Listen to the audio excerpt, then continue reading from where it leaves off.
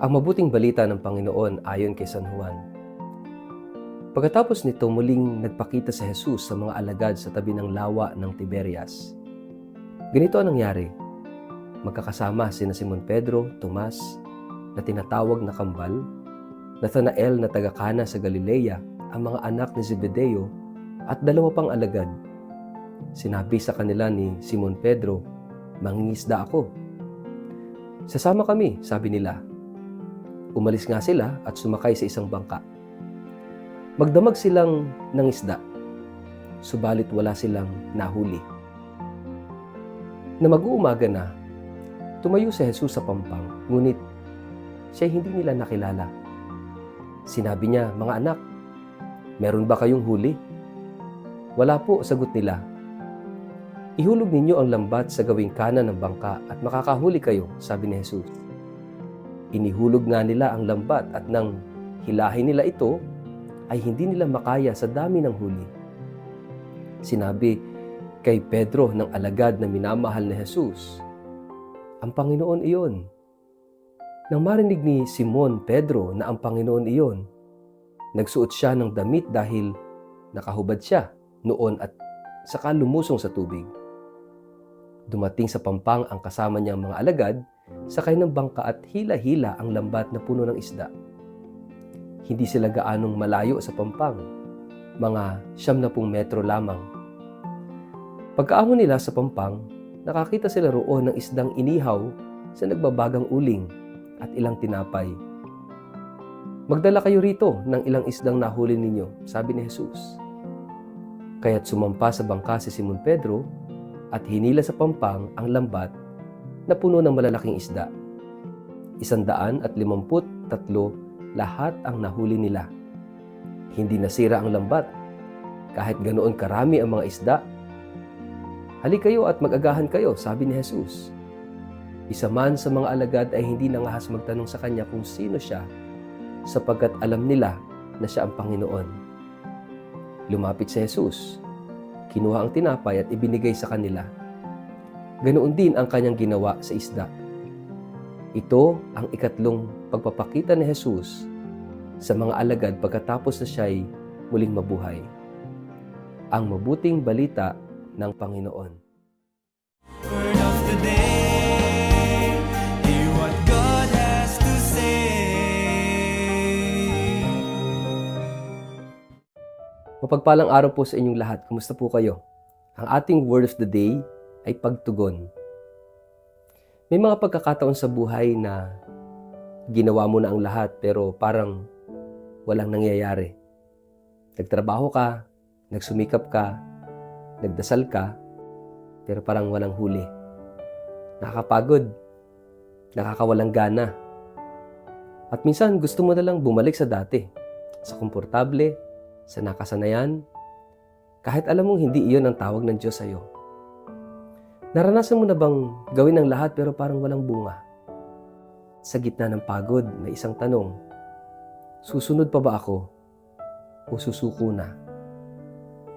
Sa Ebanghelyo natin ayon kay San Juan, ang mga alagad ay bumalik sa pangingisda. Buong gabi silang nagpagod pero walang nahuli. Hanggang sa may isang tinig na nagsalita, "Ihulog ninyo ang lambat sa kanan ng bangka." At dito umiikot yung buong kwento. Sila'y tumugon. Mga kapatid, pagod na yung mga alagad. Frustrated. Walang resulta yung kanilang pinaghirapan magdamag. At sa puntong iyon, may isang hindi kilalang tao sa dalampasigan na nagsabi kung ano ang dapat nilang gawin. Isipin mo, isang karpintero ang magsasabi sa mga mangingisda kung paano manghuli ng isda. Kung tutuusin, pwede silang magduda. Pwede silang magsabi, "Alam namin ang ginagawa namin." Pero, ang ginawa nila, sumunod sila. At doon nagbago ang lahat. Napuno ang kanilang lambat. Hindi na nila halos mahila ang dami ng isda. Ito yung kapangyarihan ng pagtugon. ang simpleng pagsunod sa tinig ng Diyos, kahit hindi mo pa lubos na nauunawaan. Ganito rin sa ating buhay. Minsan, ang breakthrough ay hindi dahil sa mas maraming effort, kundi dahil sa tamang pagtugon sa paanyaya ng Diyos. Kapag sinasabi ng Diyos, magpatawad ka kahit mahirap. Kapag sinabi niya, magtiwala ka kahit hindi pa malinaw. Kapag sinabi niya, sumunod ka kahit hindi sigurado. Ang himala ay nagsisimula sa pagtugon. Ngunit may isa pang mahalagang detalye. Nang makita ni Juan ang nangyari, sinabi niya, Dominus est. It is the Lord, ang Panginoon yon. Ibig sabihin, ang bunga ng pagtugon ay pagkilala. Kapag sumunod ka, mas nakikilala mo ang Diyos. At si Pedro, nang marinig yon, agad siyang tumalon sa tubig at lumapit kay Jesus. Hindi na siya naghintay. Hindi na siya nag-isip pa. Tumugon siya agad. At pagdating nila sa pampang, may naghihintay sa kanila. Isang handang almusal. May tinapay, may isda, may presensya ni Jesus. Ibig sabihin, ang pagtugon sa Diyos ay hindi lang nagdadala ng bunga.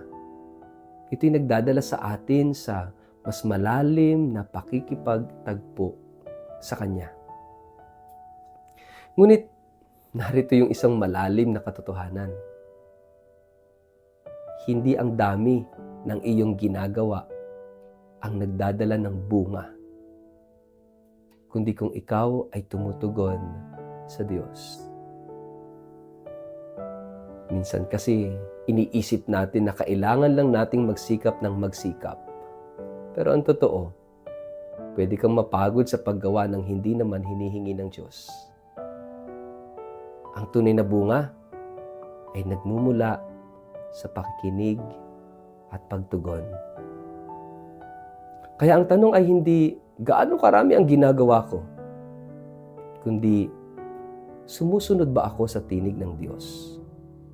At higit pa rito, kahit ikaw ay bumalik sa dati, kahit tila naligaw ka, hindi ka iniiwan ni Jesus. Tulad ng mga alagad, bumalik sila sa dating pangingisda. Pero hinanap pa rin sila ni Jesus. Tinawag pa rin sila at inanyayahan pa rin sila. Ibig sabihin, ang Diyos ay hindi napapagod na tawagin tayo. Ang tanong ay, tayo ba? Handa pa rin ba tayong tumugon? Ngayong panahon ng Pasko ng pagkabuhay, inaanyayahan tayo ng Diyos na makinig at tumugon. Ano ang sinasabi niya sa atin ngayon? Saang bahagi ng buhay natin siya kumakatok? Anong lambat ang pinapahulog niya sa atin sa ibang direksyon? Huwag tayong matakot sumunod. Kahit maliit na hakbang lang. Isang tawag, isang desisyon, isang pagbabago ng direksyon. Dahil maaaring ang hinihintay mong himala ay nasa kabilang bahagi ng iyong pagsunod. Magnilay tayo. Ano yung isang konkretong bagay na hinihingi ng Diyos sa atin ngayon? At handa ba tayong tumugon kahit hindi pa natin lubos na nauunawaan? Sa ngalan ng Ama, ng Anak at ng Espiritu Santo. Amen. Panginoong Hesus, Ikaw ang tumatawag sa amin sa gitna ng aming pagod at kawalan. Buksan mo ang aming puso upang marinig namin ang iyong tinig. Bigyan mo kami ng lakas ng loob na tumugon. Kahit mahirap, kahit hindi pa malinaw. Turuan mo kaming magtiwala sa iyo at akayin mo kami sa bunga ng iyong kalooban. Amen. Pagpalain kayo't ingatan ng makapangyarihang Diyos, Ama, Anak at Espiritu Santo. Amen.